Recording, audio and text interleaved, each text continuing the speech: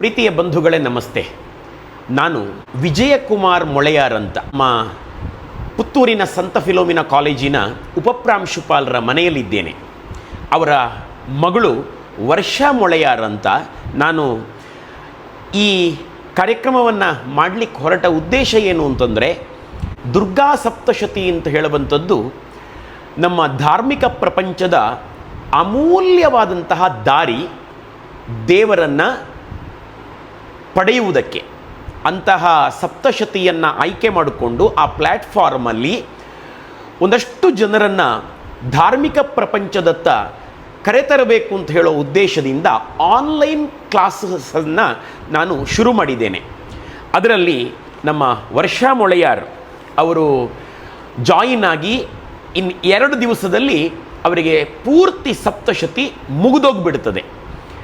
ಸುಮ್ಮನೆ ನನಗೆ ಅನಿಸ್ತು, ಅವರು ಪ್ರಾರಂಭದ ದಿನದಲ್ಲಿ ಸಪ್ತಶತಿ ಓದುವಾಗ ತುಂಬ ತಪ್ಪುಗಳು ಬಂದವು. ಸಪ್ತಶತಿಯಲ್ಲಿ ಅಲ್ಪಪ್ರಾಣ, ಮಹಾಪ್ರಾಣ, ದೀರ್ಘ, ಹ್ರಸ್ವ, ಅದೇ ರೀತಿಯಲ್ಲಿ ಅದರ ಮಾತ್ರಾಕಾಲಗಳು, ಇನ್ನೊಂದಷ್ಟು ವ್ಯಾಕರಣ ನಿಯಮಗಳು, ಶಿಕ್ಷಾ ಅಂತ ಹೇಳುವಂತಹ ಒಂದು ಶಾಸ್ತ್ರ ಗ್ರಂಥ ಇದೆ, ಒಂದು ಮಂತ್ರೋಚ್ಚಾರಣೆ ಯಾವ ರೀತಿಯಲ್ಲಿ ಮಾಡಬೇಕು ಅಂತ ಹೇಳಿ ಆ ಶಿಕ್ಷಾದ ಪ್ರಕಾರ ಇರುವಂತಹ ಅನೇಕ ನಿಯಮಗಳನ್ನೆಲ್ಲ ಅಪ್ಲೈ ಮಾಡಿಕೊಂಡು ಹೇಳಲಿಕ್ಕೆ ತುಂಬ ಕಷ್ಟಪಟ್ಟರು. ನನಗೆ ಅವರನ್ನು ತಯಾರು ಮಾಡೋದಕ್ಕೆ ಕಷ್ಟ ಅಂತ ಅನಿಸಲಿಲ್ಲ. ಆದರೆ ಅವರೇ ತುಂಬ ಸಂಕೋಚ ಸ್ವಭಾವವನ್ನು ಇಟ್ಕೊಂಡು ಹೇಳ್ತಾ ಇದ್ದರು, ನನ್ನ ಕೈಯಲ್ಲಿ ಆಗುವುದಿಲ್ಲ, ತುಂಬ ತಪ್ಪುತ್ತಿದೆ, ಏನೂ ಅಂದ್ಕೊಳ್ಬೇಡಿ ಅಂತೆಲ್ಲ. ಆದರೆ ನಾನು ಆಮೇಲೆ ನಿಮಗೆ ಅವರ ಮಂತ್ರಗಳನ್ನು ಕೂಡ ಕೇಳಿಸುವವನಿದ್ದೇನೆ. ತುಂಬ ಶುದ್ಧವಾಗಿ, ಅಸ್ಖಲಿತವಾಗಿ ಸಪ್ತಶತಿ ಮಂತ್ರಗಳನ್ನು ಹೇಳುವಷ್ಟರ ಮಟ್ಟಿಗೆ ನಮ್ಮ ವರ್ಷಾ ಮೊಳೆಯಾರ್ ತಯಾರಾಗಿದ್ದಾರೆ. ಈ ಕಾರ್ಯಕ್ರಮ ಇರೋದೇ ವಿದ್ಯಾರ್ಥಿನಿಯಾಗಿ ಅವರ ಹಠ, ಸಾಧಿಸುವ ಛಲ. ಪ್ರಾರಂಭದಲ್ಲಿ ಇದು ನನಗೆ ಕಷ್ಟ ಆಗಬಹುದು ಅಂತ ಅನಿಸಿದ್ದನ್ನು ಅವರು ಸಾಧಿಸಿದ ಆ ಸಪ್ತಶತಿ ಜರ್ನಿ ಇದೆಯಲ್ಲ, ಅದನ್ನು ನಿಮಗೆ ಪರಿಚಯ ಮಾಡಿಕೊಟ್ರೆ ಈ ಕಾರ್ಯಕ್ರಮವನ್ನು ನೋಡುವ ಅನೇಕ ವಿದ್ಯಾರ್ಥಿಗಳಿಗೆ ಪ್ರೇರಣೆ ಆಗಬಹುದು. ಅದಾಗಲಿ ಅಂತ ಹೇಳೋ ಕಾರಣಕ್ಕಾಗಿ ನಾನು ಅವರ ತವರು ಮನೆಯಲ್ಲಿ ಕೂತ್ಕೊಂಡು ಅವರನ್ನು ಮಾತಾಡಿಸಲಿಕ್ಕೆ ಈ ಕಾರ್ಯಕ್ರಮ ಮಾಡ್ತಾ ಇದ್ದೇನೆ. ಅವರನ್ನು ಸ್ವಾಗತಿಸುವ ಬನ್ನಿ. ವರ್ಷಾ ಅಕ್ಕ, ನಮಸ್ತೆ. ನಮಸ್ತೆ ಗುರುಗಳೇ. ನಮಸ್ತೆ ಎಲ್ಲರಿಗೂ. ಅವರನ್ನು ಪ್ರಾರಂಭದಲ್ಲಿ ಪರಿಚಯ ಮಾಡ್ತೇನೆ. ಅವರ ಅಜ್ಜ ಸಂತ ಫಿಲೋಮಿನಾ ಕಾಲೇಜಲ್ಲಿ ಪ್ರಾಂಶುಪಾಲರಾಗಿ ನಿವೃತ್ತರಾದವರು. ಅವರ ಅಪ್ಪ ಈಗಲೂ ಕೂಡ ಉಪಪ್ರಾಂಶುಪಾಲರಾಗಿ ಕೆಲಸ ಮಾಡ್ತಾ ಇದ್ದಾರೆ. ಇಬ್ಬರೂ ಕೂಡ ಕನ್ನಡ ವಿಭಾಗದ ಮುಖ್ಯಸ್ಥರಾಗಿ ಕೆಲಸ ಮಾಡಿದವರು. ಇವರಿಗಿಂತಲೂ ಹಿರಿಯರು ಇವರ ಅಜ್ಜ. ಅವರು ಸಂಸ್ಕೃತ ಮತ್ತು ಕನ್ನಡ ಎರಡರಲ್ಲೂ ಕೂಡ ವಿದ್ವತ್ ಪದವಿಯನ್ನು ಪಡೆದಿದ್ದವರು, ಬಹಳ ದೊಡ್ಡ ವಿದ್ವಾಂಸರು. ಅವರ ಮನೆಯ ಕುಡಿ ವರ್ಷಾ ಮೊಳೆಯಾರ್. ಅವರ ಸಾಧನೆ ನೋಡಿ ನನಗೆ ಇವರು ಸಪ್ತಶತಿ ಪ್ರಾರಂಭದಲ್ಲಿ ಎಡವುತ್ತಾ ಓದ್ತಾ ಇದ್ರಲ್ಲ, ಅವರ ರಿಲೇಟಿವ್ ಒಬ್ಬರು ಅಶ್ವಿನಿ ಮಳಿವು ಅಂತ, ಅವರು ನನಗೆ ಹೇಳಿದರು, ಅಶ್ವಿನಿ ಮತ್ತು ಇವರು ಬ್ಯಾಚ್ಮೆಟ್ ಆಗಿರೋದ್ರಿಂದ ಚೆನ್ನಾಗಿ ಗೊತ್ತಿದೆ, ವರ್ಷ ಹಾಗಲ್ಲ, ನೀವು ನೆನೆಸಿದ ಹಾಗಲ್ಲ, ಹಠ ಹಿಡಿದು ಸಾಧಿಸಿಯೇ ಬಿಡುವಂತಹ ಒಂದು ವಿದ್ಯಾರ್ಥಿನಿಯವಳು ಅಂತ ಹೇಳಿ, ಅದನ್ನು ಆ ಸಾಧನೆಯನ್ನು ನಾನು ಕಣ್ಣಾರೆ ನೋಡಿ ಬಹಳ ಖುಷಿಯಿಂದ ಈ ಸಂದರ್ಶನವನ್ನು ಮಾಡ್ತಾ ಇದ್ದೇನೆ. ಅವರ ಅರ್ಹತೆ ಬಗ್ಗೆ ಪ್ರಾರಂಭದಲ್ಲಿ ಹೇಳ್ತೇನೆ, ಕೇಳಿ. ಅವರು BScಯಲ್ಲಿ ಫಸ್ಟ್ ರ್ಯಾಂಕನ್ನು ಪಡೆದವರು, MScಯಲ್ಲಿ ಸೆಕೆಂಡ್ ರ್ಯಾಂಕನ್ನು ಪಡೆದವರು. ಅವರು ಸಂಗೀತದಲ್ಲಿ ಸೀನಿಯರ್ ಗ್ರೇಡ್ ಎಕ್ಸಾಮನ್ನು ಬರೆದವರು. ಅದೇ ರೀತಿಯಲ್ಲಿ ಡ್ರಾಯಿಂಗಲ್ಲೂ ಕೂಡ ಸೀನಿಯರ್ ಗ್ರೇಡ್ ಆಗಿದೆ ಅವರಿಗೆ. Bharatanatyam junior grade. ಅದೇ ರೀತಿಯಲ್ಲಿ ಪೇಪರ್ ಕ್ರಾಫ್ಟಲ್ಲಿ ಅವರು ಪ್ರತಿಭಾ ಕಾರಂಜಿಯಲ್ಲಿ ರಾಜ್ಯ ಮಟ್ಟದಲ್ಲಿ ಪ್ರಥಮ ಬಹುಮಾನವನ್ನು ಪಡೆದ ಪ್ರತಿಭಾನ್ವಿತೆ.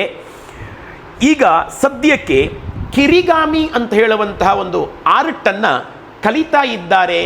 ಮತ್ತು ಅವರ ಮನೆಯ ಗೋಡೆಗಳ ಮೇಲೆ ಬಹಳ ಚಂದದ ಚಿತ್ತಾರಗಳು ಅವರ ಕುಂಚದಿಂದ ಮೂಡಿದ್ದು ತುಂಬ ಮನಸ್ಸಿಗೆ ಮುದ ಕೊಡ್ತವೆ. ಅಂತಹ ವರ್ಷಾ ಅವರನ್ನು ಮಾತಾಡಿಸಬೇಕಾಗಿದೆ. ವರ್ಷಕ್ಕ ಹೇಳಿ. ಪ್ರಾರಂಭದಲ್ಲಿ ಹಾಂ ನಿಮಗೆ ಸಪ್ತಶತಿ ಹೇಳೋವಾಗ ಹಾಂ ಏನನಿಸ್ತು? ನಾನು ಅಂದರೆ ಕ್ಲಾಸಿಗೆ ಜಾಯ್ನ್ ಆದ ಟೈಮಲ್ಲಿ, ಸಪ್ತಶತಿ ಕ್ಲಾಸಿಗೆ ಜಾಯ್ನ್ ಆದ ಟೈಮಲ್ಲಿ ನಾನೇನು ತಿಳ್ಕೊಂಡಿದ್ದೆ ಅಂತ ಹೇಳಿದರೆ, ನಾನು ಮೊದಲು ಲಲಿತಾ ಸಹಸ್ರನಾಮ ಓದ್ತಾ ಇದ್ದೆ. ಸೊ ಲಲಿತಾ ಸಹಸ್ರನಾಮದ ರೀತಿಯಲ್ಲಿಯೇ ದುರ್ಗಾ ಸಪ್ತಶತಿ ಇರ್ತದೆ, ಅಂದರೆ ಸುಲಭ ರೀತಿಯಲ್ಲಿ ನಾನು ಕಲಿಬಹುದು. ಅಲ್ಲದೆ ನನಗೆ ಆ ಟೈಮಲ್ಲಿ ನಮಗೆ ಕಾಲೇಜಿಗೆ ವೆಕೇಷನ್ ಇತ್ತು, ಆ ಟೈಮಲ್ಲಿ ನಾನು ಕಲಿತು ಮುಗಿಸ್ಬೋದು ಅಂತ ನನ್ನ ಆಲೋಚನೆ ಇದ್ದು ಸೇರಿರುವಂಥದ್ದು. ಹಾಗಾಗಿ ಸೇರಿದ ಮೇಲೆ ನನಗೆ ಫಸ್ಟ್ ಕ್ಲಾಸ್ ಆಗುವಾಗ ಸರಿ ಗೊತ್ತಾಯಿತು, ಇದು ಲಲಿತಾ ಸಹಸ್ರನಾಮದಷ್ಟು ಸುಲಭ ಇಲ್ಲ, ಸ್ವಲ್ಪ ಕಷ್ಟ ಇದೆ. ಅಂದರೆ ಅದರ ಪ್ರೊನೌನ್ಸಿಯೇಷನ್ ಇರ್ಬೋದು, ಉಚ್ಚಾರಣೆ, ಅದರ ಎಲ್ಲ ಕೂಡ ಸ್ವಲ್ಪ ಬೇರೆ ಥರ ಇರುವಂಥದ್ದು ಅಂತ ಗೊತ್ತಾಯಿತು. ಹಾಗೆ ಶುರುವಿಗೆ ನನಗೆ ಕಷ್ಟ ಆಯಿತು. ಆಗ ನನಗೆ ಒಂದು ಕ್ಲಾಸ್ ಆಗಿ 2ನೇ ಕ್ಲಾಸಿಗೆ ಆಗುವಾಗ ಅವರು ಹೇಳ್ಕೊಡುವಾಗ ಒಂದೇ ಲೈನಲ್ಲಿ ತುಂಬ ತಪ್ಪುಗಳಾಗುವಂಥದ್ದು. ಆಗ ನನಗೆ ಸಂಕೋಚ ಆಗೋದು, ನನಗೆ ಹೇಳಲಿಕ್ಕೆ ಆಗ್ತಾ ಇಲ್ಲಲ್ಲ ಅಂತ ತುಂಬ ಮನಸ್ಸಿಗೆ ಫೀಲ್ ಆಗ್ತಿತ್ತು. ಆಗ ನನಗೊಂದು ಹಠಕ್ಕೆ ಬಿದ್ದೆ, ನನಗೆ ಏನಾದರೂ ಆಗಲಿ ನನಗೆ ಕಲೀಲೇಬೇಕು, ಇದನ್ನು ನಾನು ಸಪ್ತಶತಿಯನ್ನು ನಾನು ಸಂಪೂರ್ಣವಾಗಿ ಮುಗಿಸಬೇಕು ಅಂತ ಹೇಳೋ ಒಂದು ಹಠಕ್ಕೆ ಬಿದ್ದೆ. ಅದರಿಂದ ನನಗೆ ನೆಮ್ಮದಿ ಕೂಡ ತುಂಬ ಸಿಕ್ಕಿದೆ, ಮಾನಸಿಕ ನೆಮ್ಮದಿ ಇರ್ಬೋದು, ಕಾನ್ಸಂಟ್ರೇಷನ್ ಪವರ್ ತುಂಬ ಇಂಪ್ರೂವ್ ಆಯಿತು ನನಗೆ. ನನ್ನ ಡ್ರಾಯಿಂಗಿನ ಫೀಲ್ಡಿಗೆ ಇರ್ಬೋದು, ಯೋಗ ಇರ್ಬೋದು, ನಾನು ಪಾಠ ಮಾಡುವ ಟೀಚಿಂಗಿಗೆ ನನಗೆ ಕಾನ್ಸಂಟ್ರೇಷನ್ ಇಂಪ್ರೂವ್ ಆದರೆ ಮಕ್ಕಳನ್ನು ತಾಳ್ಮೆಯಿಂದ ನೋಡ್ಕೊಳ್ಳಿಕ್ಕೆ ಸುಲಭ ಆಗ್ತದೆ. ಹೌದು, ನಾನು ಹೇಳೋದಕ್ಕೆ ಮರೆತಿದ್ದೆ, ನೀವು ಅಂಬಿಕಾ ಕಾಲೇಜಲ್ಲಿ ಫಿಸಿಕ್ಸ್ ಲೆಕ್ಚರರು ಕೂಡ. ಹೌದು. ಅಲ್ಲದೆ ನಮ್ಮ ಅಂಬಿಕಾ PU ಕಾಲೇಜಲ್ಲಿ ಧಾರ್ಮಿಕ ಶಿಕ್ಷಣ ಅಂತ ಹೇಳಿ ಡೈಲಿ ಅದರ ಬಗ್ಗೆ ಮಾತಾಡುವಂಥದ್ದು ಇರ್ತದೆ. ಸೊ ಅದನ್ನು ಕೇಳಿ ನನಗೆ ಧಾರ್ಮಿಕ ಚಿಂತನೆ ಇನ್ನೂ ಜಾಸ್ತಿ ಆಗಿರುವಂಥದ್ದನ್ನು ನಾನು ನಿಜವಾಗಿ ಹೇಳಲೇಬೇಕು. ಅಂಬಿಕಾ ಕಾಲೇಜಿಂದಾಗಿ ನನಗೆ ಅದು ಲಭಿಸಿದೆ, ಅದಕ್ಕಾಗಿ ತುಂಬ ಧನ್ಯವಾದಗಳನ್ನು ಅರ್ಪಿಸ್ತಾ ಇದ್ದೇನೆ. ಅಲ್ಲದೆ ನನಗೆ ಅದರಿಂದಾಗಿ ಇನ್ಸ್ಪೈರ್ ಆಗಿ ಆ್ಯಕ್ಚುಲಿ ನಾನು ದುರ್ಗಾ ಸಪ್ತಶತಿಗೆ ಸೇರಿರುವಂಥದ್ದು. ಹಾಗೆ ನಾನು ಪ್ರಾಕ್ಟೀಸ್ ಮಾಡ್ತಾ ಇರುವಾಗ ಹೇಗೆ ಪ್ರಾಕ್ಟೀಸ್ ಮಾಡ್ಬೋದು ಅಂತ ಥಿಂಕ್ ಮಾಡ್ತಾ ಹೋದೆ. ನನಗೆ ಮೊದಲು ಕಷ್ಟ ಆಗ್ತಾ ಇದ್ದದ್ದು, ಉಚ್ಚಾರಣೆಗೆ ಯಾವ ಪ್ರಾಬ್ಲಮ್ ಆಗ್ತಿರ್ಲಿಲ್ಲ. ಲಲಿತಾ ಸಹಸ್ರನಾಮ ಓದ್ತಿದ್ದ ಕಾರಣ ಮಹಾಪ್ರಾಣ ಒಂದು ಸುಲಭವಾಗಿ ಬರ್ತಿತ್ತು. ಆಮೇಲೆ ಅದರಲ್ಲಿ ಇರುವಂಥ ಕೆಲವು ಅಂಶಗಳು, ಅಂದರೆ ರೂಲ್ಸ್ ಅಂತ ಹೇಳ್ಬೋದು, ಮತ್ತು ನಿಮ್ಮ ಜೀನಲ್ಲಿ ಕನ್ನಡ ಚೆನ್ನಾಗಿರೋದ್ರಿಂದ ಹೌದು, ಅದೊಂದು ಕಾನ್ಫಿಡೆನ್ಸ್ ಇತ್ತು. ಮತ್ತು ಹಾಗೆ ನನಗೆ ಆ ರೂಲ್ಸನ್ನು ಹೇಗೆ ಅಂಥೇಳಿ ನಾನು ಅದಕ್ಕೊಂದು ಸಪ್ರೇಟ್ ಬುಕ್ ಮಾಡಿದೆ ಫಸ್ಟ್. ಮತ್ತು ಗುರುಗಳು ಹೇಳುವಾಗೆಲ್ಲ ಅದನ್ನು ಬುಕ್ಕಲ್ಲಿ ಬರೆದಿಟ್ಟು, ನಾವು ಫಿಸಿಕ್ಸಲ್ಲಿ ಹೇಳೋ ಥರ ಆದರೆ ಒಂದು ಫಾರ್ಮುಲಾ ಬುಕ್ ಮಾಡಿದೆ ಹಾಗೆ. ಅಂದರೆ ಆ ರೀತಿ ನಾನು ಅದನ್ನೆಲ್ಲ ಬರೆದಿಟ್ಕೊಳ್ತಿದ್ದೆ. ಆಮೇಲೆ ಏನು ಮಾಡ್ತಿದ್ದೆ ಅಂದರೆ ಗುರುಗಳು ಯೂಟ್ಯೂಬಲ್ಲಿ ಹಾಡಿದ ಆಡಿಯೋಗಳು, ಅಂದರೆ ವಿಡಿಯೋ ಇತ್ತು, ಅದನ್ನು ನಾನು ಆಡಿಯೋಕ್ಕೆ ಕನ್ವರ್ಟ್ ಮಾಡಿ ಅದನ್ನು ದಿನ ಪ್ರಾಕ್ಟೀಸ್ ಮಾಡ್ತಿದ್ದೆ, ಕೇಳೋದು. ಆಡಿಯೋಕ್ಕೆ ಕನ್ವರ್ಟ್ ಯಾಕೆ ಮಾಡಿದ್ದು ಅಂತಂದರೆ ಹೇಳಿ ಅದನ್ನು. ಅದು ಅಂದರೆ ನಾನು ಕಾರಲ್ಲಿ ನಿತ್ಯ ಟ್ರಾವೆಲ್ ಮಾಡುವಾಗ ಅದೇ ದುರ್ಗಾ ಸಪ್ತಶತಿಯ ಶ್ಲೋಕಗಳನ್ನು ಕೇಳ್ತಾ ಹೋದರೆ ನನಗದು ನನ್ನ ಮನಸ್ಸಲ್ಲಿ ಅನುರಣ ಆಗ್ತಾ ಇರ್ತದೆ ಅಂತ ಹೇಳುವಂಥದ್ದಕ್ಕೋಸ್ಕರ ನಾನು ಅದನ್ನು ಆಡಿಯೋಕ್ಕೆ ಕನ್ವರ್ಟ್ ಮಾಡಿ ಕಾರಲ್ಲಿ ಪ್ಲೇ ಲಿಸ್ಟಿಗೆ ಆ್ಯಡ್ ಮಾಡಿ ದಿನ ನಾನು ಕಾರಲ್ಲಿ ಜರ್ನಿ ಮಾಡುವಾಗ ಅದನ್ನು ಕೇಳ್ತಾ ಇದ್ದೆ. ಅದರ ಒಟ್ಟಿಗೆ ಪಾಸ್ ಕೊಟ್ಟು ನಾನು ಅದನ್ನು ರಿಪೀಟ್ ಮಾಡ್ತಾ ಇದ್ದೆ. ಹಾಗಾಗಿ ನನಗೆ ಪ್ರಾಕ್ಟೀಸ್ ಆಗ್ತದೆ, ಟೈಮ್ ಕೂಡ ಸೇವ್ ಆಗ್ತದೆ. ಹಾಗೆ ಅದೇ ರೀತಿ ಅದನ್ನ ನಾನು ಹೇಳ್ತೇನೆ ಕೂಡ ತುಂಬಾ ಜನರಿಗೆ. ಮತ್ತು ಅದನ್ನ ನೀವು ಕಾನ್ಸಂಟ್ರೇಷನ್ ಇಟ್ಕೊಂಡೇ ಕೇಳಬೇಕಾಗಿಲ್ಲ ಅಂತನೂ ನನ್ನದೊಂದು ವಾದ ಇದೆ. ನೀವು ಅದನ್ನ ಅದು ರನ್ ಆಗ್ತಾ ಇರಲಿ, ನೀವು ನಿಮ್ಮ ಅಡುಗೆ ಕೆಲಸವನ್ನ ಮಾಡಿ, ನೀವು ನಿದ್ದೆಯಿಂದ ಏಳುವಾಗ ಬೆಳಗ್ಗೆ ಒಂದು ಗಂಟೆ ಬೇಗ ಎಚ್ಚರ ಆಯಿತು ಅಂತಂದ್ರೆ ಪುನಃ ಒಂದ್ಸಲ ಮಲಗೋದಕ್ಕಿಂತ ಮೊದಲು ಅದನ್ನ ಪ್ಲೇ ಮಾಡಿ, ಅದು ಅದರ ಪಾಡಿಗೆ ಹಾಡ್ತಾ ಇರಲಿ, ಪಾರಾಯಣ ಮಾಡ್ತಾ ಇರಲಿ, ನೀವು 1 ಗಂಟೆ ನಿದ್ದೆಗೆ ಜಾರಿ, ಏನು ಪ್ರಾಬ್ಲಮ್ ಇಲ್ಲ. ಅದು ಮಾಡಬೇಕಾದ ಪರಿಣಾಮವನ್ನ ಕೊಡುತ್ತದೆ ಅಂತ ಹೇಳಿ ನಾನು ಕೂಡ ಹೇಳ್ತಿದ್ದೆ. ಅದೇ ರೀತಿ ನೀವು ಹೋಗುವಾಗ ಬರುವಾಗ ಎಲ್ಲೆಲ್ಲ ಅವಕಾಶ ಸಿಕ್ತೋ ಅಲ್ಲೆಲ್ಲ ನೀವು ಅದನ್ನ ಮಾಡ್ತಾ ಹೋದ್ರಿ. ಒಬ್ಬ ವಿದ್ಯಾರ್ಥಿ ಮಾಡಬೇಕಾದದ್ದೇನು ಅಂತ ಹೇಳೋದನ್ನ ಚೆನ್ನಾಗಿ ಹೇಳ್ತಾ ಇದ್ದಾರೆ. ಕಂಟಿನ್ಯೂ ಮಾಡಿ. ಅದಲ್ಲದೆ ನಾನು ಏನು ಮಾಡ್ತಿದ್ದೆ ಅಂತ ಹೇಳಿದರೆ, ನನಗೆ ಶುರುವಿಗೆ ತುಂಬ ಕಷ್ಟ ಆಗ್ತಿದ್ದೆ, ಅದು ಉಚ್ಚಾರಣೆ ಕಷ್ಟ ಆಗ್ತಿರ್ಲಿಲ್ಲ. ಅದರಲ್ಲಿ ಬರುವಂತಹ ಅಂಶಗಳು, ಅಂದರೆ ನನಗೇನು ರೂಲ್ಸ್ ಅಂತ ಹೇಳಿದೇನೋ ಅದು ನನಗೆ ಥಿಂಕ್ ಮಾಡಬೇಕಾಗಿ ಬರ್ತಿತ್ತು. ಈಗ ನಾನು ನೆಕ್ಸ್ಟ್ ಏನು ಹೇಳಬೇಕು ಅಂತ ಥಿಂಕ್ ಮಾಡ್ತಾ ಹೋಗುವಾಗ ನನಗೆ ತಪ್ತಿತ್ತು. ಅಷ್ಟಲ್ಲದೆ ನನಗೆ ಅದರ ನಾನು ಸಪ್ತಶತಿಯ ಶ್ಲೋಕದ ಟ್ಯೂನ್ ಏನಿದೆಯೋ ನನಗೆ ಅದು ಬರ್ತಿರ್ಲಿಲ್ಲ. ಶುರುವಿಗೆ ಟ್ಯೂನನ್ನು ಥಿಂಕ್ ಮಾಡೋದು, ಉಚ್ಚಾರಣೆ ನೋಡೋದು, ರೂಲ್ಸನ್ನು ಅಪ್ಲೈ ಮಾಡೋದು ಎಲ್ಲ ಟೋಟಲ್ ಕನ್ಫ್ಯೂಷನ್ ಆಗಿ ನನಗೆ ಸುಮ್ಮನೆ ಅಂತ ಏನು ಹೇಳ್ತಿದ್ದಾರೆ ಅಂತಂದ್ರೆ, ಚೆನ್ನಾಗಿ ಕನ್ನಡ ಮಾತನಾಡಬಲ್ಲ ಅಥವಾ ಸಂಸ್ಕೃತದಲ್ಲಿಯೇ ಅಪಾರವಾದ ಪಾಂಡಿತ್ಯ ಇರುವವರಿಗೂ ಕೂಡ ಮಂತ್ರೋಚ್ಚಾರಣ ನಿಯಮ ಗೊತ್ತಿರಬೇಕು ಅಂತ ಇಲ್ಲ. ಇದು ಗಮನಾರ್ಹ ಸಂಗತಿ. ಅದನ್ನು ಅವರು ಹೇಳ್ತಿದ್ದಾರೆ. ನನಗೆ ಕನ್ನಡ ಓದ್ಲಿಕ್ಕೆ ಬರ್ತಾ ಇತ್ತು, ಆದರೆ ಈ ರೂಲ್ಸ್ ಅಪ್ಲೈ ಮಾಡಲಿಕ್ಕೆ ಕಷ್ಟ ಆಗ್ತಿತ್ತು ಅಂತ ಹೇಳ್ತಿದ್ದಾರೆ. ಅದಕ್ಕೋಸ್ಕರ ನಾನೇನು ಉಪಾಯ ಮಾಡಿದೆ ಅಂತ ಹೇಳಿದ್ರೆ, ನಾನು ಗುರುಗಳ ಈಗ ನಾಳೆ ನನಗೆ ಕ್ಲಾಸ್ ಇದೆ, ಸಪ್ತಶತಿ ಕ್ಲಾಸ್ ಇದೆ ಅಂತ ಆಗುವಾಗ ಅಲ್ಲಿ ಒಂದು 20-25 ಶ್ಲೋಕ ಆಗ್ತದೆ ಅಂತ ಇದ್ದರೆ, ನಾನು ಮೊದಲೇ ಬುಕ್ ತಗೊಂಡು ಸಪ್ತಶತಿಯ ಬುಕ್ಕಲ್ಲಿ ಆ ರೂಲ್ಸನ್ನು ಅಪ್ಲೈ ಮಾಡಿ ಅದರ ಮೇಲೆ ಪೆನ್ಸಿಲಲ್ಲಿ ಬರಿತಾ ಹೋಗ್ತಾ ಇದ್ದೆ, ನೆಕ್ಸ್ಟ್ ಏನು ಹಾಡಬೇಕು ಅಂತ. ಆಗ ಏನು ಉಪಯೋಗ ಆಗ್ತಿತ್ತು ಅಂತ ಹೇಳಿದರೆ, ಗುರುಗಳು ಆ ಮಂತ್ರವನ್ನು ಹೇಳ್ಕೊಡುವಾಗ ನಾನು ಟ್ಯೂನನ್ನು ಅಬ್ಸರ್ವ್ ಮಾಡ್ಬೋದಿತ್ತು. ಅಲ್ಲದೆ ನನಗೆ ಏನು ಅಂತ ಕರೆಕ್ಟ್ ಕೇಳಿಕೊಂಡು ಆಮೇಲೆ ನಾನು ಒಟ್ಟಿಗೆ ಓದಲಿಕ್ಕೆ ಹೆಲ್ಪ್ ಆಗ್ತಿತ್ತು. ಇಲ್ಲದಿದ್ದರೆ ಏನಾಗ್ತಿತ್ತು, ಗುರುಗಳು ಹೇಳೋದನ್ನು ಕೇಳೋದಾ, ಇಲ್ಲಿ ರೂಲ್ಸನ್ನು ಬರಿಬೇಕಾ, ಎಲ್ಲ ಟೋಟಲ್ ಕನ್ಫ್ಯೂಸ್ ಆಗಿ ನನಗೆ ಎರಡೂ ಕಷ್ಟ ಆಗುವಂಥದ್ದು ಆಗ್ತಿತ್ತು. ಅದಕ್ಕೆ ಮೊದಲೇ ಬರ್ತಿದ್ದೆ. ಮೊದಲೇ ಬರ್ಕೊಂಡು ಬಂದಾಗ ಅದನ್ನು ಕೇಳಲಿಕ್ಕೆ ಸುಲಭ ಆಗ್ತಿತ್ತು. ಅಲ್ಲದೆ ಒಮ್ಮೆ ಅದನ್ನು ಮನಸ್ಸಲ್ಲಿ ಜಸ್ಟ್ ಆಕ್ಚುಲಿ ಗುರು ಅಂದ್ರೆ ಹೋಮ್ ವರ್ಕ್ ಮಾಡ್ತಿದ್ರಿ. ಹೌದು, ಕರೆಕ್ಟ್. ನಾನು ಅದನ್ನ ಹೇಳೋದಿದೆ, ಬರೀ ಕ್ಲಾಸ್ ಅಟೆಂಡ್ ಮಾಡಿದ್ರೆ ಸಾಕಾಗುವುದಿಲ್ಲ, ಮತ್ತು ನೀವು ಒಬ್ಬರು ಲೆಕ್ಚರರ್ ಆಗಿ ನಿಮಗದು ಗೊತ್ತಿದೆ ಕೂಡ, ಹೋಮ್ ವರ್ಕ್ ಮಾಡದೇ ಇದ್ರೆ ಆ ವಿದ್ಯೆ ಸಿದ್ಧಿಸೋದಿಲ್ಲ ಅಂತ ನೀವು ಅದನ್ನ ಮಾಡ್ತಿದ್ರಿ. ಹೌದು. ನಾನು ಹೇಗೆ ಅಂತ ಹೇಳಿದ್ರೆ, ಆ ದಿವಸದ ಕ್ಲಾಸನ್ನು ಅದೇ ದಿವಸ ಒಮ್ಮೆ ಪಾರಾಯಣ ಮಾಡ್ತಿದ್ದೆ. ಅಲ್ಲದೆ ನೆಕ್ಸ್ಟ್ ಕ್ಲಾಸಿಗೂ ಮೊದಲೇ ಪ್ರಿಪೇರ್ ಆಗಿ ಹೋಗ್ತಿದ್ದೆ. ಈ ಕಾಲೇಜಲ್ಲಿ ಮಕ್ಕಳು ಆ ಥರ ಕೆಲವರು ಬರುವವರು ಇರ್ತಾರೆ, ಆಗ ನಮಗೂ ಅದು ಹೆಲ್ಪ್ ಆಗ್ತದೆ ಟೀಚ್ ಮಾಡಲಿಕ್ಕೆ. ಸೊ ಅದೇ ನಾನು ಫಾರ್ಮುಲಾವನ್ನು ಇಲ್ಲಿ ಅಪ್ಲೈ ಮಾಡಿರುವಂಥದ್ದು.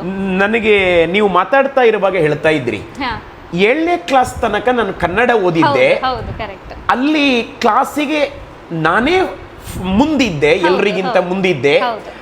ಆದರೆ ಇದ್ದಕ್ಕಿದ್ದ ಹಾಗೆ ನಾನು ಇಂಗ್ಲಿಷಿಗೆ ಶಿಫ್ಟ್ ಆಗುವಾಗ ನಾನು ತುಂಬಾ ಹಿಂದೆ ಬಿದ್ದೆ ಅಂತ. ನಿಮ್ಮ ಆ ಒಂದು ಎಲ್ರಿಗೂ ಒಂದ್ಸಲ ಪರಿಚಯ ಮಾಡಿಕೊಡಿ. ನಾನು 7ನೇ ತರಗತಿಯವರೆಗೆ ಲಿಟಲ್ ಫ್ಲವರ್ ಹೈಯರ್ ಪ್ರೈಮರಿ ಸ್ಕೂಲಿಗೆ ಹೋಗ್ತಿದ್ದದ್ದು, ಕನ್ನಡ ಮೀಡಿಯಮಿಗೆ ಹೋಗ್ತಿದ್ದೆ. ಆಮೇಲೆ ನನಗೆ ಅಂದರೆ PUC ಗೆ ಸುಲಭ ಆಗಲಿ ಅಂತ ನಾನು 8ನೇ ತರಗತಿಗೆ ಆಗುವಾಗ ಇಂಗ್ಲೀಷ್ ಮೀಡಿಯಮಿಗೆ ಶಿಫ್ಟ್ ಆದೆ, ಫಿಲಮಿನ ಸ್ಕೂಲಿಗೆ ಶಿಫ್ಟ್ ಆದೆ. ಆ ಟೈಮಲ್ಲಿ ನಾನು ಯಾವತ್ತೂ ಶಾಲೆಯಲ್ಲಿ ಅಥವಾ ಕ್ಲಾಸಲ್ಲಿ ಟೀಚರ್ ಯಾವುದೇ ಕ್ವಶನ್ ಕೇಳಿದರೆ ನಾನೇ ಮೊದಲು ಹ್ಯಾಂಡ್ ರೈಸ್ ಮಾಡಿ ಉತ್ತರ ಹೇಳೋಳು, ನಾನೇ ಫಸ್ಟ್ ಇದ್ದವಳು. ಹಾಗಾಗಿ ನನಗೆ ಅದೊಂದು ಮನಸ್ಸಲ್ಲಿ ತುಂಬ ಕಾನ್ಫಿಡೆನ್ಸ್ ಇತ್ತು. ಅದೇ ನಾನು ಕನ್ನಡ ಮೀಡಿಯಮಿಂದ ಇಂಗ್ಲೀಷ್ ಮೀಡಿಯಮಿಗೆ ಶಿಫ್ಟ್ ಆದಾಗ ನನಗೆ ಆನ್ಸರ್ ಮಾಡಲಿಕ್ಕೆ ಆಗ್ತಿರಲಿಲ್ಲ. ಒಂದು ಇಂಗ್ಲೀಷಲ್ಲಿ ಮಾತಾಡಬೇಕಿತ್ತು, ಕಷ್ಟ ಆಗ್ತಿತ್ತು, ತುಂಬ ಕಷ್ಟಪಟ್ಟಿದ್ದೇನೆ. ಅಲ್ಲದೆ ನನಗೆ ಪಾಠ ನನಗೆ ಅರ್ಥ ಆಗ್ತದೆ, ಬರೀಲಿಕ್ಕೆ ಕಷ್ಟ ಆಗ್ತದೆ. ಎಕ್ಸಾಮಲ್ಲಿ ಬರೆಯುವಾಗ ಪುನಃ ಮಿಸ್ಟೇಕ್ ಆಗ್ತದೆ. ಅಂದರೆ ಎಕ್ಸಾಮ್ ಹಾಲಲ್ಲಿ ಕನ್ಫ್ಯೂಸ್ ಆಗ್ತದೆ. ಕಲ್ತಿದ್ರೆ ಎಲ್ಲ ಗೊತ್ತಿದೆ, ಬರೀಲಿಕ್ಕೆ ಆಗ್ತಾ ಇಲ್ಲ ನನ್ನಿಂದ. ಅಲ್ಲದೆ ಎಲ್ಲದಕ್ಕಿಂತ ಹೆಚ್ಚು ನನಗೆ ಸಂಕೋಚ ಆಗ್ತಿದ್ದು, ಕ್ಲಾಸಲ್ಲಿ ಟೀಚರ್ ಕೇಳುವಾಗ ಆನ್ಸರ್ ಮಾಡಲಿಕ್ಕೆ ಆಗೋದಿಲ್ಲ ಅಂತ ಹೇಳುವ ಸಂಕೋಚ ಇದ್ದದ್ದು. ಅದಕ್ಕೋಸ್ಕರ ನಾನು ಏನು ಮಾಡಿದೆ ಅಂತೇಳಿ, ನನಗೆ ಸೋಷಲ್ ತುಂಬ ಕಷ್ಟ ಆಗ್ತಿತ್ತು. ಅದಕ್ಕೋಸ್ಕರ ನಾನು ಸೋಷಲ್ ಕನ್ನಡ ಮೀಡಿಯಂ ಟೆಕ್ಸ್ಟ್ ಬುಕ್ಕನ್ನು ಒಂದು ಪರ್ಚೇಸ್ ಮಾಡಿ, ಒಟ್ಟಿಗೆ ಇಂಗ್ಲೀಷ್ ಮೀಡಿಯಂ ಟೆಕ್ಸ್ಟ್ ಬುಕ್ ಇಟ್ಟುಕೊಂಡು, ಆಮೇಲೆ ಕನ್ನಡ ಇಂಗ್ಲೀಷ್ ಡಿಕ್ಷನರಿ ಏನಿದೆ ಅದನ್ನು ಒಟ್ಟಿಗೆ ಇಟ್ಟುಕೊಂಡು ಇಂಗ್ಲೀಷಿನ ಒಂದು ಲೈನನ್ನು ಓದುವಂಥದ್ದು, ಆಮೇಲೆ ಕನ್ನಡ ಮೀಡಿಯಂ ಟೆಕ್ಸ್ಟ್ ಬುಕ್ಕಿಂದ ಒಂದು ಲೈನನ್ನು ಓದುವಂಥದ್ದು. ಒಟ್ಟಿಗೆ ಇಂಗ್ಲೀಷಲ್ಲಿ ಶಬ್ದ ಯಾವುದು ಅರ್ಥ ಆಗ್ತಾ ಇಲ್ಲ ಅದನ್ನು ಕನ್ನಡದಲ್ಲಿ ನಿಘಂಟುವನ್ನು ನೋಡಿ ನಾನು ಅಲ್ಲಿ ಪೆನ್ಸಿಲಲ್ಲಿ ಬರ್ಕೊಳ್ತಿದ್ದೆ. ಸೊ ಆ ರೀತಿ 1, 2, 3 ಚಾಪ್ಟರ್ ಹೀಗೆ ಮಾಡ್ತಾ ಹೋದಾಗ ನನಗೆ ಆಮೇಲೆ ಅದು ರುಟೀನಾಗಿ ಕನ್ನಡ ಮೀಡಿಯಂ ಟೆಕ್ಸ್ಟ್ ಬುಕ್ಕನ್ನು ಸೈಡಿಗೆ ಇಡುವಷ್ಟು ಅಭ್ಯಾಸ ಆಯಿತು. ಆ ಟೈಮಲ್ಲಿ ನನಗೆ ಆಗ್ತಿದ್ದ ಸಂಕೋಚವೇ, ನಾನು ನಿಜ ಸತ್ಯ ಹೇಳಬೇಕಿದ್ರೆ ನನಗೆ ಈ ಸಪ್ತಶತಿ ಕಲಿಯುವ ಸ್ಟಾರ್ಟಿಂಗ್ ಟೈಮಲ್ಲಿ ಆಗ್ತಿತ್ತು, ಅದೇ ಫೀಲ್ ಬರ್ತಿತ್ತು. ಆಗ ನನಗೊಂದು ಅಂದರೆ ಹಠಕ್ಕೆ ಬಿದ್ದೆ.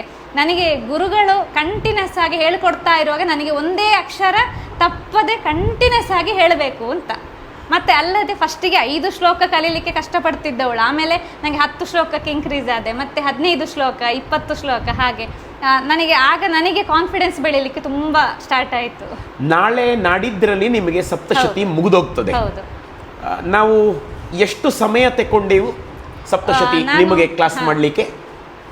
4 ತಿಂಗಳು ಮುಗಿತು. 4 ತಿಂಗಳು, ಬರೀ 4 ತಿಂಗಳಲ್ಲಿ ಸಪ್ತಶತಿ ಕಂಪ್ಲೀಟ್ ಆಗಿದೆ. ಒಟ್ಟಿನಲ್ಲಿ ನಮಗೆ ಜಾಹೀರಾತಿನ ಅವಶ್ಯಕತೆ ಇಲ್ಲ, ಎಲ್ರಿಗೂ ಗೊತ್ತಿದೆ. ಮತ್ತು ಬಹಳ ಖುಷಿಯ ಸಂಗತಿ ಏನು ಅಂತಂದ್ರೆ, ಸಾವಿರಾರು ಜನ ನಮಗೆ ಸಪ್ತಶತಿ ಹೇಳಿಕೊಡಿ ಅಂತ ದುಂಬಾಲು ಬೀಳ್ತಾ ಇದ್ದಾರೆ. ಇದು ಒಂದು ಭರವಸೆಯ ಲಕ್ಷಣ. ಭಾರತಕ್ಕೆ ಭವಿಷ್ಯ ಇದೆ, ಮನುಕುಲಕ್ಕೆ ಭವಿಷ್ಯ ಇದೆ. ಧಾರ್ಮಿಕತೆಯತ್ತ ಇಷ್ಟು ಒಲವು ತೋರಿಸ್ತಾ ಇದ್ದಾರೆ. ಧಾರ್ಮಿಕತೆಯತ್ತ ಒಲವು ತೋರಿಸಲಿಕ್ಕೆ ನನಗೆ ನಿಜ ಹೇಳ್ತೇನೆ, ಮುಖ್ಯ ಕಾರಣ ಅಂಬಿಕಾ PU ಕಾಲೇಜ್. ಅಲ್ಲದೆ ಶ್ರೀಯುತ ನಟ್ಟೋಜ ಸರ್ ತುಂಬಾ ಇದಕ್ಕೆ ಪ್ರೇರಣೆ ಅಂತ ಹೇಳಲಿಕ್ಕೆ ತುಂಬಾ ಇಷ್ಟಪಡ್ತೇನೆ. ಸಜ್ಜನರ ಸಂಘ ನಮಗೆ ಒಳ್ಳೆಯದನ್ನೇ ಮಾಡುತ್ತದೆ ಅಂತ ಹೇಳೋದಕ್ಕೆ ಸಾವಿರ ಉದಾಹರಣೆಗಳು. ಅಂತ ಒಂದು ಸಂಘ ಯೋಗಾನುಯೋಗದಿಂದ ನಿಮಗೆ ಸಿಕ್ಕಿದೆ. ನೀವು ಹೇಳ್ತಾ ಇರುವಂತಹ ಅಂಬಿಕಾ ಕಾಲೇಜು ನನಗೂ ತುಂಬ ಹತ್ತಿರ ಆಗಿರೋದ್ರಿಂದ ನನಗದು ಅಂದಾಜಿದೆ. ನಾನು ಹೇಳ್ತಿದ್ದೆ ಆ್ಯಡ್ ಕೊಡಬೇಕಂತ ಅವಶ್ಯಕತೆ ಇಲ್ಲ, ಆದರೂ ಕೂಡ ಸುಮ್ಮನೆ 4 ಜನ ಇಂಥ ಕಾರ್ಯವನ್ನು ಮಾಡೋದಕ್ಕೆ ಪ್ರೇರಣೆಯಾಗಲಿ. ಸಪ್ತಶತಿ ನಾನೊಬ್ಬನೇ ಅಲ್ಲ, ಎಷ್ಟೋ ಜನ, ಸಾವಿರಾರು ಜನ ಸಪ್ತಶತಿ ಹೇಳುವವರಿದ್ದಾರೆ. ಎಲ್ಲ ಕಡೆ ಹಬ್ಬಲಿ, ಅವರಿಗೂ ಒಂದು ಏನಾದರೂ ಇದರಿಂದ ಪ್ರೇರಣೆಯ ಕಿಡಿ ಸಿಗಲಿ ಅಂತ ಅಷ್ಟೇ. ನಾನು ಈ ಕಾರ್ಯಕ್ರಮವನ್ನು ಹೊರಗಿನವರಿಗೂ ಮಾಡ್ತಿದ್ದೇನೆ, ಮತ್ತು ನಮ್ಮ ಜೊತೆಯಲ್ಲಿ ಈಗ ಸಪ್ತಶತಿ ಕಲಿತಾ ಇದ್ದಾರಲ್ಲ ಅವರಲ್ಲಿ ಯಾರು ಬೇಜಾರು ಮಾಡ್ಕೊಳ್ಬಾರ್ದು. ಕೇವಲ ಕ್ಲಾಸ್ ಅಟೆಂಡ್ ಆಗೋದು, ವಾರಕ್ಕೆ 2 ಅಷ್ಟೇ ಕ್ಲಾಸ್ ಮಾಡ್ಲಿಕ್ಕೆ ಸಾಧ್ಯ ಆಗೋದು, ಉಳಿದ ಒಂದು ಹೋಮ್ವರ್ಕ್ ಮಾಡದೆ ನೆಕ್ಸ್ಟ್ ಕ್ಲಾಸಿಗೆ ಬರೋದು. ಅಂಥವರಿಗೆ ನೀವೊಂದು ಮಾದರಿ ಅಂತ ನನಗೆ ಅನಿಸ್ತದೆ. ವರ್ಷಕ್ಕ ಪಾಠದ ಕ್ರಮ ನೀವು ಏನು ಹೇಳ್ತೀರಿ? ಅಂದರೆ ಶ್ರೀಕೃಷ್ಣ ಉಪಾಧ್ಯಾಯ ನನಗೆ ಆ್ಯಡ್ ಆಗೋ ಅವಶ್ಯಕತೆ ಇಲ್ಲ, ಸುಮ್ಮನೆ ನನಗೆ ನಿಮ್ಮ ತರಗತಿಗಳಲ್ಲಿ ತುಂಬ ಇಷ್ಟವಾದ ವಿಷಯ ಅಂತ ಹೇಳಿದರೆ, ಒಂದು ನಾವು ಎಲ್ಲ ಕಡೆ ಹೇಗಿರ್ತದೆ ಕ್ಲಾಸ್ಗಳು, ಈಗ ಆನ್ಲೈನ್ ನಾನು ತುಂಬ ಡ್ರಾಯಿಂಗ್ ಕ್ಲಾಸ್ಗಳನ್ನು ಅಟೆಂಡ್ ಆಗಿದ್ದೇನೆ, ಸಂಗೀತ ಕ್ಲಾಸ್ಗಳನ್ನು ಅಟೆಂಡ್ ಆಗಿ, ಎಲ್ಲ ಏನು ಅಂತ ಹೇಳಿದರೆ ಜಸ್ಟ್ ಬಿಸ್ನೆಸ್ ಪರ್ಪಸ್ಸಿಗೆ ಏನು ಅವರ ಕೆಲಸ ಮಾಡ್ತಾರೆ ಹೋಗ್ತಾರೆ. ಬಟ್ ನನಗೆ ಈ ತರಗತಿಗಳಲ್ಲಿ ತುಂಬ ಇಷ್ಟವಾದ ಕೆಲಸ ಅಂತ ಹೇಳಿದರೆ, ನಾವು ಈಗ 1 ಗಂಟೆ ಕ್ಲಾಸ್ ಅಂತಿದ್ದರೆ 1/4 ಗಂಟೆ ಕ್ಲಾಸ್ ಆದಮೇಲೆ 1/4 ಗಂಟೆ ನಮ್ಮ ಅಂದರೆ ಭಾರತೀಯ ಸಂಸ್ಕೃತಿಗಳ ಬಗ್ಗೆ ಅಥವಾ ದೇಶದ ವಿಚಾರದ ಬಗ್ಗೆ, ಆಮೇಲೆ ನಮ್ಮ ಮನಸ್ಸಿಗೆ ನೆಮ್ಮದಿ ಆಗುವಂಥ ವಿಷಯಗಳ ಬಗ್ಗೆ, ಹಳೆಯ ಪ್ರಾಚೀನ ಕಾಲದ ಕಥೆಗಳ ಬಗ್ಗೆ, ರಾಮಾಯಣ ಇರ್ಬೋದು, ಮಹಾಭಾರತ ಇರ್ಬೋದು, ಇಂಥ ಕಥೆಗಳನ್ನು ಕೇಳೋ ಸೌಭಾಗ್ಯ ನಿಮ್ಮಿಂದಾಗಿ ನಮಗೆ ಲಭಿಸಿದೆ ಗುರುಗಳೇ. ಅದು ಮಾತ್ರ ಅಲ್ಲ, ನಾವು ತರಗತಿ ಮುಗಿಸಿ ಹೋಗುವಾಗ ಒಂದು ದೇವಿಯಲ್ಲಿ ಪ್ರಾರ್ಥನೆ ಮಾಡುವಂಥದ್ದು ನಮ್ಮ ಮನ ಮುಟ್ಟುವಂತಿರುವಂಥದ್ದು, ನನ್ನ ಮನಸ್ಸಿಗೆ ತುಂಬ ನೆಮ್ಮದಿ ಕೊಡುವಂಥ ವಿಚಾರ ನೀವು ಪದೇ ಪದೇ ನೀವು ಕ್ಲಾಸ್ಗಳಲ್ಲಿ ಹೇಳ್ತಾ ಇರ್ತೀರಿ. ಹೇಗೆ ನಾವು ಮೈಂಡನ್ನು ಕಾನ್ಸಂಟ್ರೇಷನ್ ಇಟ್ಕೊಳ್ಬೋದು, ದೇವರ ಮೇಲೆ ಹೇಗೆ ಭಕ್ತಿ ಬರುವ ಹಾಗೆ ಮಾಡಬಹುದು, ಅಥವಾ ಆ ರೀತಿ ನಾವು ಹೇಗೆ ಜೀವನದಲ್ಲಿ ಅದನ್ನು ಅಳವಡಿಸ್ಕೊಳ್ಬೋದು, ನಾವು ಏನನ್ನು ಹೇಳುತ್ತೇವೆ ಅದನ್ನು ಜೀವನದಲ್ಲಿ ಹೇಗೆ ಅಳವಡಿಸ್ಕೊಳ್ಬೋದು ಅಂತ ಹೇಳೋದಕ್ಕೆ ತುಂಬ ಪ್ರೇರಣೆ ಆಗಿದೆ ಗುರುಗಳೇ. ಅಂದರೆ ನಾನು ಅಂಥದ್ದನ್ನು ಮಾಡುವಲ್ಲಿ ಯಾಕೆ ಗಮನ ಕೊಟ್ಟೆ ಅಥವಾ ಕೊಡ್ತಿದ್ದೇನೆ ಅಂತಂದರೆ, ನಮ್ಮ ಸಂಸ್ಕೃತಿಯನ್ನು ಕಲಿಸೋದು ಅಂತಂದರೆ 4 ಮಂತ್ರಗಳನ್ನು ಕಲಿಸಿದರೆ ಮುಗೀತು ಅಂತ ನಂಬಿದವರಿದ್ದಾರೆ. ಅಷ್ಟೇ ಅಲ್ಲ, ಮಂತ್ರಗಳನ್ನ ಹೇಳುವವರೆಲ್ಲರೂ ಪ್ರಾಮಾಣಿಕರು, ಅವರು ಧರ್ಮವಂತರು ಅಂತ ಹೇಳಲಿಕ್ಕೆ ಸಾಧ್ಯ ಇಲ್ಲ. ಅದಕ್ಕಾಗಿ ಭಾವಪೂರ್ಣವಾದಂತಹ ಪಾರಾಯಣ, ಭಕ್ತಿ ಪ್ರಧಾನ ಭಾವನೆಯನ್ನ ಇಟ್ಟುಕೊಂಡು ದುರ್ಗಾ ಸಪ್ತಶತಿಯನ್ನ ಹೇಳುವವರು ತಯಾರಾಗಬೇಕು. ಮತ್ತು ಅವರ ಸ್ವಭಾವಗಳಲ್ಲಿ ಕೆಟ್ಟದ್ದು ಮನಸ್ಸಿನಲ್ಲಿ 1000 ಇರಬಹುದು, ಕಲ್ಮಶಗಳಿರಬಹುದು, ಪ್ರತಿನಿತ್ಯದ ಈ ವ್ಯಾವಹಾರಿಕ ಜಂಜಾಟಗಳ ನಡುವೆ ಬದುಕುತ್ತಾ ಇರುವಂಥ ನಾವು ಮನಸ್ಸಿಗೆ ಏನೇನನ್ನೋ ತುಂಬಿಸಿಕೊಳ್ತೇವೆ. ಅದನ್ನೆಲ್ಲ ಕ್ಲೀನ್ ಮಾಡೋದು ನೋಡಿ. ದೇಹಕ್ಕೆ ಸ್ನಾನ ಮಾಡಿದರೆ ಸಾಕಾಗ್ತದೆ, ಆದರೆ ಮನಸ್ಸಿಗೆ ಇಂಥದ್ದು ಬೇಕು.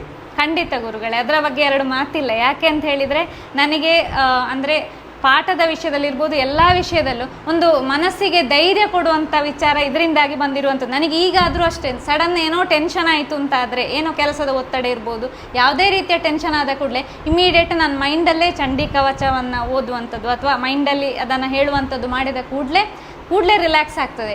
ಆಮೇಲೆ ರಾತ್ರಿ ಸಹ ಚೆನ್ನಾಗಿ ನಿದ್ದೆ ಬರ್ತದೆ. ರಾತ್ರಿ ಈ ಮಂತ್ರ ಕೇಳ್ಕೊಂಡು ಮಲಗಿದರೆ ಕೂಡ ಅಷ್ಟೇ ತುಂಬ ಉಪಯೋಗ ಆಗಿದೆ. ನನಗೆ ಮನಸ್ಸಿಗೆ ತುಂಬ ಧೈರ್ಯ ಕೊಟ್ಟಿದೆ. ನಾನು ಯಾವ ಕೆಲಸವನ್ನಾದರೂ ಮಾಡಬಲ್ಲೆ, ಯಾವ ಸಾಧನೆ ಅಂದರೆ ಮಾಡಬಲ್ಲೆ ಅಂತ ಹೇಳೋ ಕಾನ್ಫಿಡೆನ್ಸ್ ನನಗೆ ಬಂದಿದೆ. ಇದಕ್ಕೆ ಮುಖ್ಯ ಕಾರಣ ದುರ್ಗಾ ಸಪ್ತಶತಿ ಅಂತ ನಾನು ಹೇಳಲಿಕ್ಕೆ ಇಷ್ಟಪಡ್ತೇನೆ.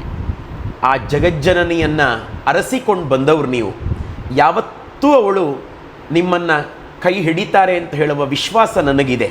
ಮತ್ತು ಸಪ್ತಶತಿಯತ್ತ ಮುಖ ಮಾಡಿದವರು ಸೋಲಬಾರದು.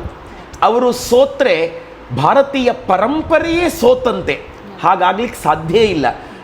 ಜೀವನದಲ್ಲಿ ನೀವು ವಿನ್ ಆಗೇ ಆಗ್ತೀರಿ ಅಂತ ಹೇಳುವಂತಹ 100ಕ್ಕೆ 100 ನಂಬಿಕೆ ನನಗಿದೆ. ಅದಾಗಬೇಕು ಅಂತ ಹೇಳಿ ನಾನು ಮನಃಪೂರ್ವಕವಾಗಿ ಹಾರೈಸ್ತೇನೆ. ಒಂದು 2-3 ಶ್ಲೋಕಗಳನ್ನು ನಿಮ್ಮ ಬಾಯಿಯಿಂದ ಕೇಳಬೇಕು. ನಾನು ಹೇಳಿಕೊಡ್ತೇನೆ, ನೀವು ಅದನ್ನು ರಿಪೀಟ್ ಮಾಡಿ. ಕವಚದ ಮಂತ್ರಗಳನ್ನೇ ಹೇಳುವ.